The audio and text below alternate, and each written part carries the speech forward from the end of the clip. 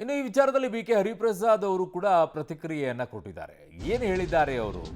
RSS ಕಾರ್ಯಕ್ರಮಗಳಿಗೆ ಕಡಿವಾಣ ಹಾಕ್ತಾ ಇರುವಂತ ವಿಚಾರ, ಸರ್ಕಾರಿ ಜಾಗಗಳಲ್ಲಿ ಕಾರ್ಯಕ್ರಮ ಮಾಡಲು ಅನುಮತಿಯನ್ನ ಪಡೆಯಬೇಕು. ಕಾಂಗ್ರೆಸ್ ಹಿರಿಯ ನಾಯಕ ಬಿ ಕೆ ಹರಿಪ್ರಸಾದ್ ಅವರ ಹೇಳಿಕೆ. ಸೊ RSSನವರು ಭಾರತದ ತಾಲಿಬಾನಿಗಳು, ಅವರು ನೋಂದಣಿ ಆಗದೇ ಇರುವಂಥ ಸಂಘಟನೆ, ಅಂದರೆ ಅವರು ರಿಜಿಸ್ಟರ್ ಮಾಡ್ಕೊಂಡಿಲ್ಲ ಅಂತ ಹೇಳೋದು. ಅವರು ತೋರಿಸ್ಲಿ ರಿಜಿಸ್ಟರ್ ಆಗಿರೋದನ್ನ ಅಂತ ಕೇಳಿದ್ದಾರೆ. RSSಗೆ ಸವಾಲನ್ನ ಹಾಕಿದ್ದಾರೆ ಬಿ ಕೆ ಹರಿಪ್ರಸಾದ್ ಅವರು.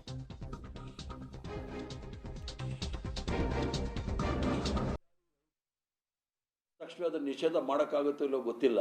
ಆದರೆ ಸರ್ಕಾರಿ ಜಾಗಗಳಲ್ಲಿ ಅವರು ಕಾರ್ಯಕ್ರಮ ನಡೆಸಬೇಕಾದ್ರೆ ಅವರು ಸರ್ಕಾರದಿಂದ ಸಂಬಂಧಪಟ್ಟ ಅಧಿಕಾರಿಗಳಿಂದ ಅವರು ಪರ್ಮಿಷನ್ ತಗೊಂಡೇ ಮಾಡಬೇಕಾಗುತ್ತೆ. ಇಲ್ಲಾಂದರೆ ಅದು ಕಾನೂನು ಬಾಹಿರ. ಯಾಕಂದರೆ it's not a registered organisation.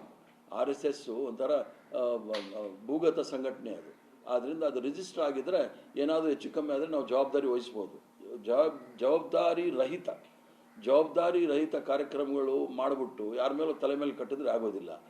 ಆದ್ದರಿಂದ ಅದರ ಬಗ್ಗೆ ಕ್ರಮ ವಹಿಸ್ಬೇಕು ಸರ್. ಪರ್ಮಿಷನ್ ತೆಗೆದುಕೊಳ್ಬೇಕಾದ್ರೆ ಕೆಲವು ಕಾನೂನು, ಈಗ ಕೆಲವು ನಿರ್ಬಂಧಿತ ಶಸ್ತ್ರಾಸ್ತ್ರಗಳಿರುತ್ತೆ. ಅದು ಇಷ್ಟು ಇಂಚು ಮೇಲೆ ಚಾಕು ಕೂಡ ಇರೋಂಗಿಲ್ಲ. ನಿರ್ಬಂಧಿತ ಶಸ್ತ್ರಾಸ್ತ್ರಗಳನ್ನ ಇಟ್ಕೊಂಡು ಇವರು ಲಾಠಿ ತಿರುಗಿಸೋದು, ತಲವಾರು ತಿರುಗಿಸೋದು ಇದು ನಿಷೇಧ. ಅದರಲ್ಲೂ ಸಹ ದ್ವೇಷ ಬಿತ್ತಕ್ಕಂಥವ್ರ ಮೇಲೆ ಅದು ಕಾನೂನು ಬಾಹಿರದ ಕೆಲಸ ಮತ್ತು ದೇಶದ್ರೋಹದ ಕೆಲಸ. ಆದ್ದರಿಂದ ಅದನ್ನು ಯಾರು ಮಾಡ್ತಾರೋ ಅವ್ರ ಮೇಲೆ ಕ್ರಮ ತೆಗೆದುಕೊಳ್ಬೇಕು. ಆದರೆ ಇವರು ಭಗವಧ್ವಜ ಹಾಕ್ಬಿಟ್ಟು ಸರ್ಕಾರಿ ಜಾಗದಲ್ಲಿ ಮಾಡೋದು ತಪ್ಪು. ಅದನ್ನು ಮೊದಲು ಸರ್ಕಾರಿ ಸಂಬಂಧಪಟ್ಟ ಅಧಿಕಾರಿಗಳಿಂದ ಪರ್ಮಿಷನ್ ತಗೊಂಡು ಮಾಡಿದ್ರೆ ನಮ್ದೇನು ಅಭ್ಯಂತರ ಇಲ್ಲ.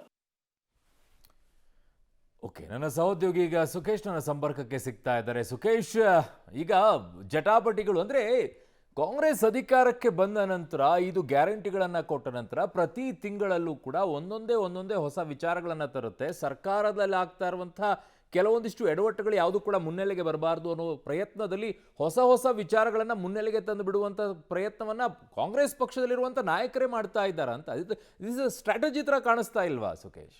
ಅರುಣ್, ಈ ಪತ್ರ ಇವತ್ತು ಬಹಿರಂಗ ಆಗಿದೆ. ಅದು ಸಚಿವ ಪ್ರಿಯಾಂಕ್ ಖರ್ಗೆ ಅವರು RSSನ ಚಟುವಟಿಕೆಗಳನ್ನು ಸರ್ಕಾರಿ ಜಾಗಗಳಲ್ಲಿ ಅಥವಾ ಪಬ್ಲಿಕ್ಕಲ್ಲಿ ಬಹಿರಂಗವಾಗಿ ಮತ್ತು ಅನುಮತಿ ಪಡೆಯದೇ ಇರುವಂಥ ಚಟುವಟಿಕೆಗಳನ್ನು ನಿಷೇಧಿಸಬೇಕು ಅನ್ನುವಂತಹ ಪತ್ರ. ಅಂದರೆ ಅದಕ್ಕೆ ಸೈದ್ಧಾಂತಿಕವಾದ ತಮ್ಮದೇ ಕಾರಣಗಳನ್ನು ಕೂಡ ಹೇಳ್ತಾರೆ. ಜೊತೆಗೆ RSSನ ಚಟುವಟಿಕೆಗಳು ಹೇಗೆ ಸಂವಿಧಾನದ ಸಿದ್ಧಾಂತಗಳಿಗೆ ಸಂವಿಧಾನಕ್ಕೆ ಹೊರತಾಗಿರುವಂಥ ರೀತಿಯಲ್ಲಿ ಯುವಜನರ ಮೇಲೆ ಪರಿಣಾಮ ಬೀರುತ್ತೆ ಅನ್ನುವಂಥ ವಿಚಾರವನ್ನು ಕೂಡ ಮುನ್ನೆಲೆಗೆ ತಂದಿದ್ದಾರೆ. ಅಂದರೆ ಎಲ್ಲೊಂದು ಕಡೆ ಇಷ್ಟು ದಿನ ಪ್ರಿಯಾಂಕ್ ಖರ್ಗೆ ಅವರು ವೈಯಕ್ತಿಕವಾಗಿ RSSನ ವಿಚಾರ ಅಥವಾ BJP ವಿಚಾರವಾಗಿ ತಮ್ಮ ಅಭಿಪ್ರಾಯವನ್ನು ವ್ಯಕ್ತಪಡಿಸಿದರು. ಈಗ ಸರ್ಕಾರವಾಗಿ ಅಥವಾ ತಮ್ಮ ಸರ್ಕಾರದ ಭಾಗವಾಗಿ ಇದರ ನಿಷೇಧವನ್ನು ಜಾರಿಗೆ ಮಾಡಬೇಕು ಅನ್ನುವಂತಹ ಒತ್ತಾಯವನ್ನು ಸರ್ಕಾರಕ್ಕೆ ಮಾಡಿರುವಂಥದ್ದು ಒಂದು ಹೊಸ ಬೆಳವಣಿಗೆ ಕೂಡ. ಮತ್ತು ಹಿಂದೆಯೂ ಕೂಡ ಅವರು ಮಾತನ್ನು ಹೇಳಿದರು, ನಾವು ಕೇಂದ್ರದ ಅಧಿಕಾರಕ್ಕೆ ಬಂದರೆ RSSನ ಬ್ಯಾನ್ ಮಾಡ್ತೀವಿ ಅನ್ನುವಂಥ ಮಾತನ್ನು ಹೇಳಿದರು.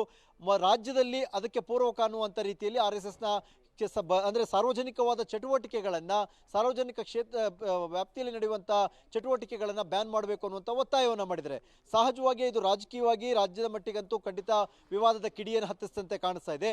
ಮತ್ತು ಸರ್ಕಾರಕ್ಕೂ ಅಷ್ಟು ಸುಲಭದ ಮಾತಾ ಇದು ಕೇವಲ ರಾಜಕೀಯ ಜಟಾಪಟಿಗಷ್ಟಕ್ಕೆ ಸೀಮಿತವಾಗಿ ತಣ್ಣಗಾಗುತ್ತಾ ಅಥವಾ ಸರ್ಕಾರಕ್ಕೆ ಅದು ಸಾಧ್ಯವಾಗುತ್ತಾ, ಯಾವ ಆಧಾರದ ಮೇಲೆ ಮಾಡಲಿಕ್ಕೆ ಸಾಧ್ಯ ಅನ್ನುವಂಥ ಪ್ರಶ್ನೆಯನ್ನು ಕೂಡ ಈ ಬೆಳವಣಿಗೆ ಹುಟ್ಟಾಗ್ತಂತೆ ಕಾಣಿಸ್ತಾ ಇದೆ. ಅರುಣ್.